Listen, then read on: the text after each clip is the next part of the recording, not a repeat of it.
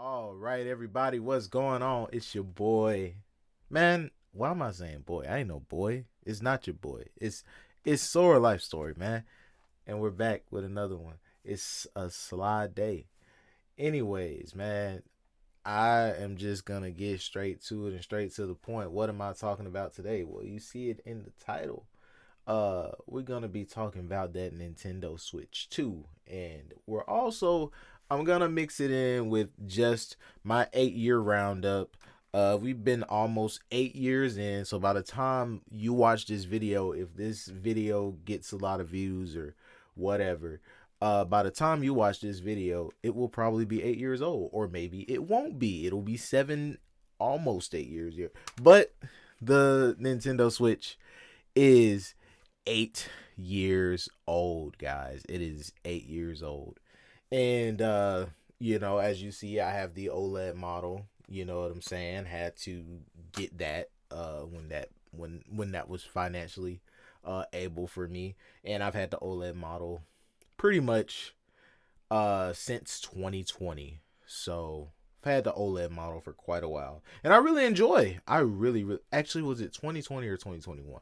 It might have been 2021 since I've owned the OLED model. So that's how long I've owned the Switch OLED. And honestly, I really still find the Switch one of the most groundbreaking platforms. But honestly, almost 8 years in, it is time for something new.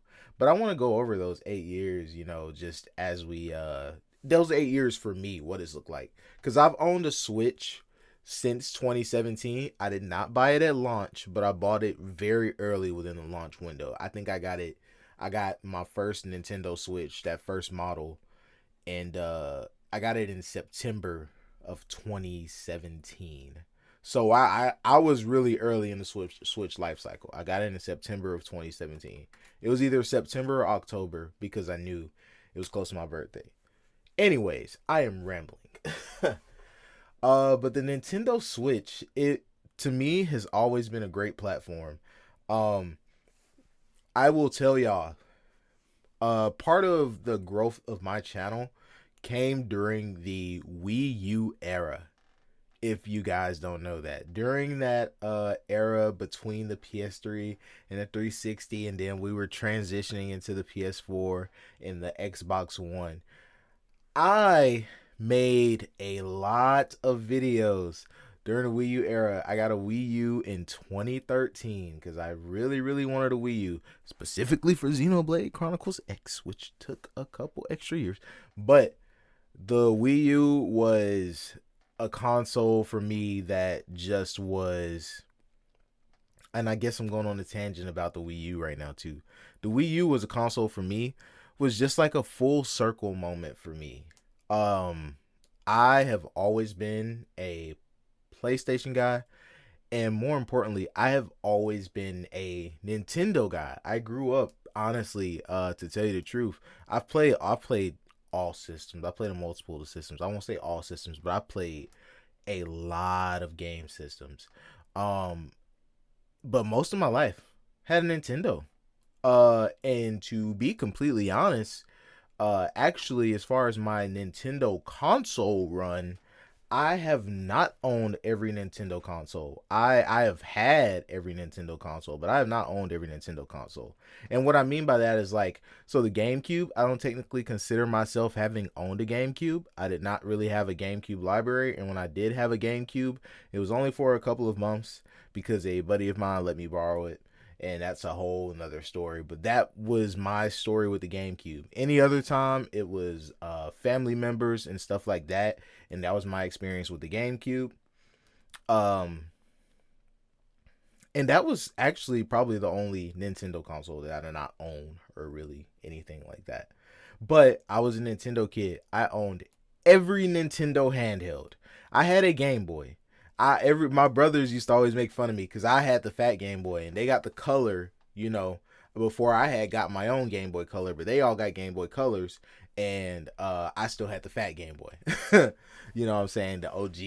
So that's kind of my story with Nintendo, and I've owned every Nintendo handheld. The only Nintendo handheld to this day that I have never owned is a 3DS, and it's just at a point now where it's like it's not even worth me getting one. I have a decent computer in for the first time in my life now, and it's like if I really do want to experience that 3DS era, it's probably best for me just to emulate. But like I said, I'm going on a tangent. Basically, my history with Nintendo has been great. And the Wii U, this is just some backstory, I guess for me now, because I'm rambling. The Wii U was just a coming back to era for me because I really got back into Nintendo. I was someone that I was really hype about the Wii. I had a DS, at the time, and I was really hype about the Wii, and I felt the vision. Back when I was younger, I played it for the first time at a Chick-fil-A, and I told my pops, I'm like, yeah, I want a Nintendo Wii, and I got one. I actually got one really, really, pretty early in the cycle in 2007, I think, for my birthday. I actually got a Nintendo Wii, so that was pretty early because the Wii was getting sold out. But I was very much so in a transitional phase of like, I'm really growing up. You know what I'm saying? I was getting into my teenage years, and to be completely honest, like I just kind of fell out with it. I kind of fell out with the Wii. And it was just at a point where it was like, I really was playing my PlayStation 2 a lot more and really enjoying a lot more RPGs and things like that at the time, with my PlayStation 2 and getting to a lot more serious. And what ended up happening was the Xbox 360 and the PS3 just became way more appealing platforms to me. And we all know that generation was mad long, but we had so many great games on that generation. So many that I didn't even get to play because, we were poor. But um that generation just it made a lot. And so of course, going into the next gen after that, once we were getting into that point, uh I really wanted a PS4. I was like all in. I was like, oh yeah, PS3, going from PS2 to I got my PS3 like kind of late in the life cycle, but I got my PS3 finally. And then I was like, bro, I need that PS4, man. I need that PS4. But somewhere in between it, I guess I was getting I was getting into my older teenage years. You know what I'm saying? Or I guess mid teenage years, like 15, 16. And the Wii U came and it was like HD Nintendo system, and they're gonna get all these third party games and all this stuff like that. So this is becoming even more than a Switch retrospective for me. This is like talking about Wii U, but this is I'm gonna lock in and I'm gonna shut up about the Wii U in a second. But something in me sparked and was like, oh, Nintendo's going HD now. Like they're kind of competing again, and then oh, they're getting these third party games again. We thought at the time, right? And all of these things like that. And I was like, yo, low key, I think that Wii U goes hard, bro. And I thought it did. I thought the concept, I was like, wait, a Nintendo is basically an at-home Nintendo DS. And then you could take the gamepad around, and I did all that. Like I was all in on the Wii U. And that it was a failure. It was a flop, but the Wii U, despite it not really mattering anymore in the grand scheme of things, it was a great system. But that leads us into the Switch. Because of being so burnt with the Wii U, mainly off of really my video making with it, it was I was a big defender of the Wii U, and the Wii U, it did not deliver. That's just the truth. Now, Xenoblade Chronicles X, that definitely delivered. And I am so looking excited for Xenoblade Chronicles X Definitive Edition. If you go back a couple of months ago, I just posted a short video because I was at work and I was like, yo, I got to talk about Xenoblade Chronicles X real quick. And I'm not going to go on a tangent here about that. But Xenoblade Chronicles X definitely delivered. So many other games for me delivered on Wii U that I got to play. And I really enjoyed that platform. But this takes us back to the Switch. Because of the Wii U era, and after that, me being, older, 18, 19, 20, I was actually 19 years old going into the beginning of the Switch era, and I am now 27. So yeah, uh, I really was like the Switch. It really, the early announcements and all that, it really didn't do it for me. That first announcement of the Switch, I thought it was really cool. I thought the concept was nice and all that. I thought that, oh, you can dock it and then you can take it with you. And then we saw Skyrim and all that. And I was like, oh, but I was not sold. And I was not sold on the Switch until March 2017. And I think that is the time that it was sold for a lot of people. Uh or what I'm saying, March, I think it was January when they did that big old Nintendo Switch blowout for the first Nintendo Switch. That was when I was finally sold. Before that, I cared nothing for the Nintendo Switch. I did watch that, you know what I'm saying, that initial teaser trailer a couple times. I was interested, but I had my PS4, I had my PlayStation. We were getting all these crazy games. It was 2017. We just got Horizon Zero Dawn, and then we 2018 was coming up, and we were gonna get God of War, the 2018. That and we were getting Spider-Man that next year. I was not thinking about no Nintendo Switch. I knew that it was basically gonna be a portable Wii U, and I was like, man, this thing ain't even powerful. Like, yeah, it blends the handheld and all that, but I was not sold on it. I got sold on it, especially when things like Doom 2016 and all that stuff was coming out for it, and they announced it and all that. I was like, I gotta get me a Nintendo Switch. I got it. It did not disappoint. And that takes us back to this. The Nintendo Switch has been a great platform. It has had loads of exclusives since the launch window. Not launch, but since the launch window. That first year, it was a slow burn, but we did start to get the exclusives.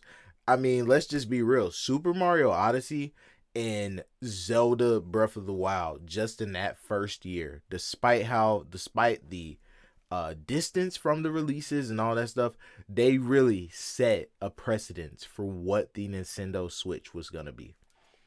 But loads of exclusives, even up now to 2020, up now to 2025. But throughout the year of 2024, I mean, we still got a new Zelda game. I mean, I didn't really care for Echoes of Wisdom. I have not played it. That's why I'm not speaking on it. But it was still a new exclusive that came out. And they had a couple others. They were remasters and stuff like that. But they still have that. You know what I'm saying? Sony and Microsoft's last year was a little iffy. Microsoft had a great year last year. I'm not even going to play with them. But I did not get to play a lot of those exclusives. And it's going to be a while before I get to play those. But that's a whole nother story. But it's been a crazy system. And it's been doing good. Despite that, the platforms had some ups and downs. And they were definitely the UI. The Switch UI, I don't know how we've gone through 8 years and it's just been basic. We never really got themes. I don't know. I don't know why Nintendo thought like it's basically, you know what I'm saying? It's a Tegra X1. It's basically a Android device. I love that it's clean. I love that it's simple and clean. I love that it's a simple and clean OS and it's a simple and clean system, but I just feel like it is feature lacking. And despite all of these years, all we got was a Nintendo Switch online app and just, yeah, it is very lacking. I'm not saying you need music. I'm not saying you need all these other things, but even the PS5 UI, UI that I really enjoy, it feels alive. The Switch UI is dead, bro. It just feels dead, and it never got anything to bring it alive. I mean, then there was the sudden switch to paid online for nothing more. They eventually did add it, and I do think that it is worthwhile to pay online to get access to Nintendo's back catalog. Despite that, I also do think that there should have still been a virtual console, and I do still think that you should be able to purchase those games on the case by case basis of whatever game you want to buy. Like, if you want to buy a Nintendo 64 game individually and play it on your Switch, you should be able to do that. You should not have to stream it over the internet or anything like that, or play it through an app or stuff like that. You should not have to do that. You should not have to do that. Not for these old games. Doesn't make any sense. Um, and the visual performance on demanding titles. Let's be completely clear. It is incredible. I don't care what anybody else tells you. Nobody else will tell you, but I'm going to tell you. It has been incredible seeing the amount of third-party support on the Switch for the years. There are so many games that you can play on a Nintendo platform that have not been on a Nintendo platform since the GameCube, since the Wii. I'm talking about, even if they're old ports, Resident Evil 4, 5, and 6, all three of which I own on the Nintendo Switch and have played through multiple times on the Nintendo Switch, have competent versions on a Nintendo platform. That is insane. Doom and Doom Eternal have competent versions on a Nintendo platform. I'm speaking on games that I've played, but a lot of other visual performance for demanding games has been kind of meh. And I'm only going to speak on games that I've played. Xenoblade Chronicles 2, a game that I put almost 200 hours into. A game that I very much so really enjoyed. And really, I guess kind of any of the Xenoblade games on the Switch. They suffer. Now, Xenoblade Chronicles Definitive Edition, I have not played Xenoblade Chronicles 3, so all I will speak on is the performance of it. But those two, those are fine. But they do suffer from the visual aspect. I know for Xenoblade 3, they did some like type of upscaling technique or something like that, but it still does not reach its full potential in resolution or frame rate. I think performance for it is fine, but I feel like all three of the Xenoblades should have been consistent 1080p 30 games. They're all 720p docked and still have dynamic res. It's the Xenoblade games, they're all stylized now. I feel like those should have been 1080p 30 games, but they showed that, while the Switch can handle stuff, doing those big gigantic games like that, it's a lot for the little system. And that's a problem.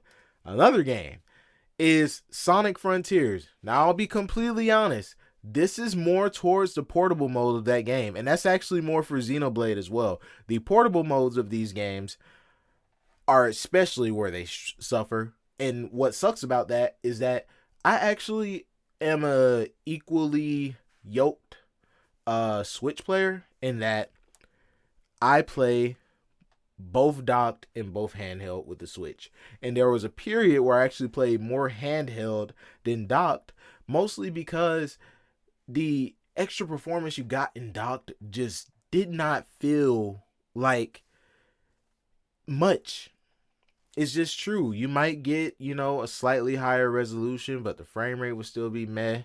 Or it would be a case of where no matter if you play docked or handheld, it would still look pretty bad. So you're better off playing handheld because at least it's on a smaller screen and it'll cram that resolution in so it doesn't seem as bad. But yeah, Sonic Frontiers in that handheld mode, good lord, sometimes it can get really, really eyesore. Because that game already has a lot of visual information, and I actually have another Sonic video coming soon. But that's a whole nother thing. Apex Legends, good lord. I tried to play like 2 matches online of Apex when it first came out on the Switch. I'm sure it's been through many, many updates. I can't do it. I will never re-download it. I will never try to replay it on the Switch because that first experience with it, I have glasses now. When I first played Apex, I did not. And it was just no. But then there's also Dead by Daylight, which is another game that I will tell you on the Switch is butt fugly. It is ugly game. I don't say that about a lot of games. I am a proponent. I was a person that was defending the Series S, and people was talking about the Series S because it had games running at like 864p or 720p or stuff like that. 720p is a fine resolution. It is neither good nor bad. It is just okay. And sometimes with how demanding these games are, We have to deal with okay resolutions and okay frame rates. 30 FPS is just an okay frame rate. It is neither bad nor good. But that's a whole nother thing, because I'm going to make a point to this when I get to the later point of this video about the Switch 2. 30 Dead by Daylight is just an ugly game on Switch. But because of the amount of fun that I was having when I played it with people, I got over it and I enjoyed it. But once I stopped playing with the friends and stuff and all that, and we weren't really playing it, I never went back to the game, mostly because it was ugly. And sometimes when you're trying to run something on hardware that can't handle the full visual aspect of it, it's not a matter of not whether or not the Switch can run these games. We know, I don't care what anybody tells you, the Switch could run even some of these games that are still coming out on the PS5 and Series X, but it's not worth the time, because even with the level of optimization that it would require, they still would just not be sound. But some games got through, and that was the Sonic Frontiers portable mode, that was Apex Legends, and that was Dead by Daylight, and they got released, which is fine. One thing I can say about all those games, except for Apex performance, abysmal. Doesn't make any sense. But Sonic Frontiers and Dead by Daylight both run well. Dead by Daylight can be a little funky when there's a bunch of characters running around each other and then a bunch of effects happening. But for the most part, with my experience with it, it did run in a way that I could deal with it. And there's so many other games, but I don't own them, so I'm not going to talk about them. Those are just the games that I had. Now, after painting this picture of the Nintendo Switch, I don't want you guys to just be like, dude, you said a lot of negative stuff about the Switch. Are you sure that you think well of it? Yes. Despite all of that, the Switch is a great gaming platform. Which leads me into this next aspect. Nintendo Switch 2. The Nintendo Switch 2. What are my thoughts on the Switch 2?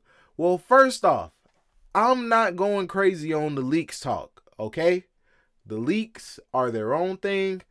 Y'all can have that. I will mention them, but I'm not even putting pictures, because you can easily go on Google, type in Nintendo Switch 2 leaks, and the Reddit link's going to be the first thing to pop up. You're going to see it, but I will mention it just so y'all know. The new Joy-Cons, they look cool. I like them. They're going to be magnetic. Awesome. They're talking about it might have some type of sensor for like mouse control, stuff like that. Awesome. I am a tech guy, but the motherboard, it does nothing for me. You could try to look at numbers on a motherboard, try to put stuff together, see if it's an 8 nanometer process, a 5 nanometer process. Look, stop listening to these people, guys. We need to chill, wait on the information. And then the stuff with the dock and even with the motherboard, with the AI backgrounds and all that stuff, I'm 50-50 on if it's real or not.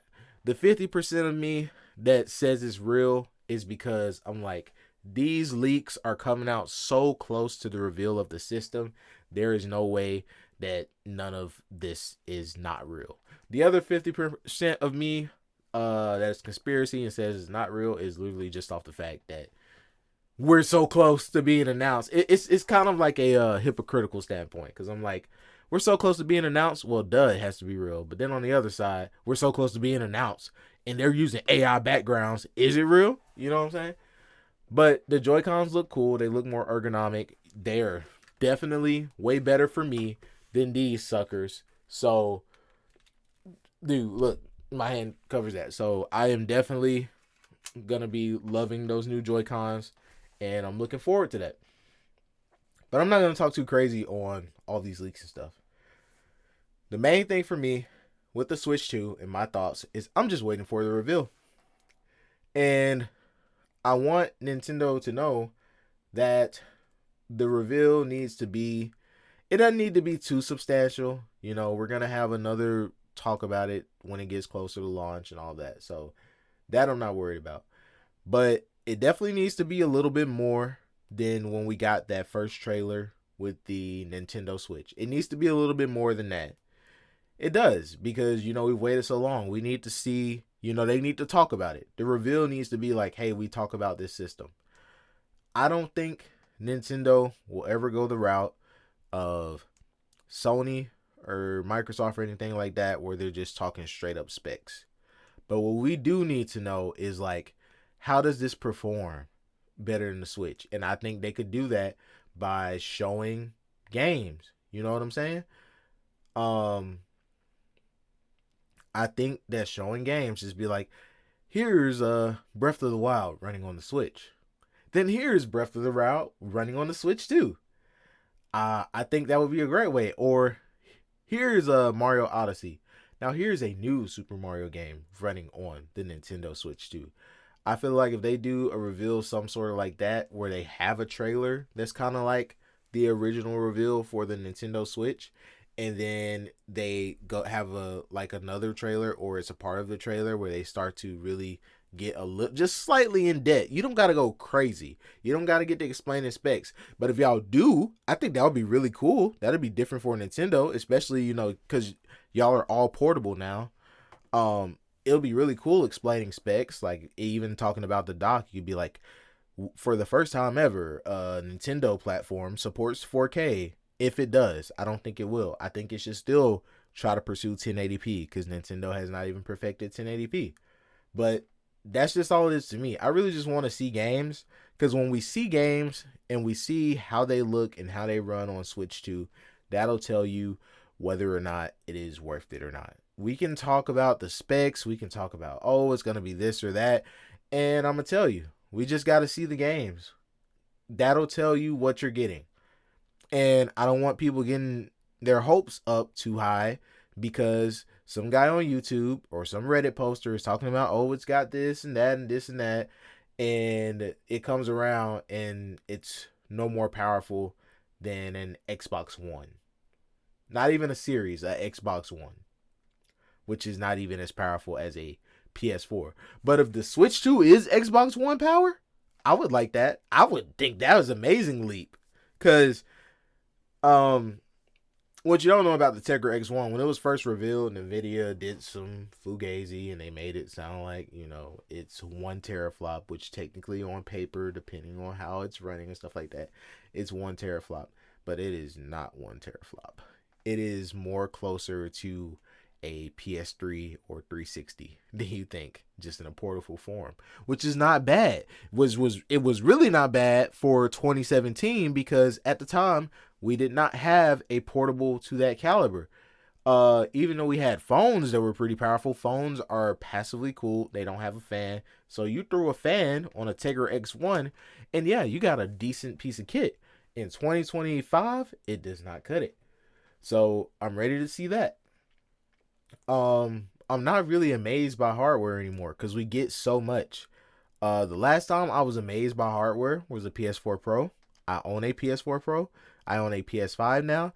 And I will tell you what the PS4 Pro did, especially when I put a solid state drive in my PS4 Pro. It made the jump from my PS5 not as amazing. I will say the best thing about the PS5 is load times, because the NVMe in the PS5 compared to even the SATA SSD that I put in my PS4 Pro, it is night and day. It was quick, but visuals weren't like crazy to me, nothing like that, but I still really enjoy playing games on my PS5. But that's what I'm just saying. Hardware doesn't excite me. And there's a whole nother video I got coming about hardware. I'm telling you guys, I'm on a ball, man. I want to talk about everything. So y'all got me, man. But another thing that I think is that I think Valve is waiting on the launch of the Switch 2 to see what to do next with the Steam Deck. Because the Steam Deck is a very good platform, but it also started a trend of a lot of other handheld PC things coming out and stuff like that. And there's nothing wrong with that. However, it put the Steam Deck in a weird place where it is the number one out of all of those handheld PC things, but it's not the most powerful anymore because it's such a big market now. And that's okay. That's not a bad thing. It's just that I think they're waiting to see what Nintendo's gonna do, because I think they are the real competition with each other right now. It's Nintendo and Valve, and we will see what happens with Sony and Microsoft as well when it comes to this portable landscape. I guess we're going into the portable wars. But this is what I will tell y'all: the Switch 2 will be revealed soon. It will sell well. It will be hyped, but it will probably be underwhelming, especially for all these people doing all these leaks, and especially for Nintendo fanboys. And take it from me now, if it is not, if this thing ends up being somehow Xbox Series S level, or because of DLS, it really enhances DLSS. It really enhances game, or it just does something crazy like the visuals. The first game we see, the visuals are so crazy, like we freaking lose it. I will be doing a live reaction when we get it. It might not be live, but it will be my reaction. And whatever it is about the Switch 2 that we see that makes it incredible, if it is incredible, I'll eat my crow. But I will tell you, it will probably be pretty underwhelming. Wrapping up all my thoughts, because I know this video is going on. All I want is a stronger Switch. I know Nintendo is gonna Nintendo, but I think with still, Furukawa is president, I don't think they're gonna go too crazy. I mean, just look how long it took them to get to announcing this platform. But it will be revealed soon. It will sell well. It will be underwhelming. But all I want is a stronger Switch. And I want a Nintendo platform that is competent for Nintendo games. There is no reason why any Nintendo game coming out on the Switch 2 should not be at least 1080p 30 FPS, unless they prioritize 60 FPS for that game, and there's no reason why it should not be 720p 60 FPS.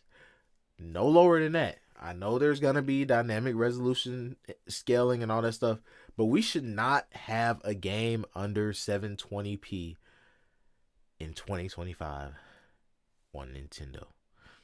We shouldn't have it on any other platform, but it is the nature of things. It is the nature of optimization. I am not a developer. All I want is, if the screen is still going to be 720p, because they're going to cheap out of some places.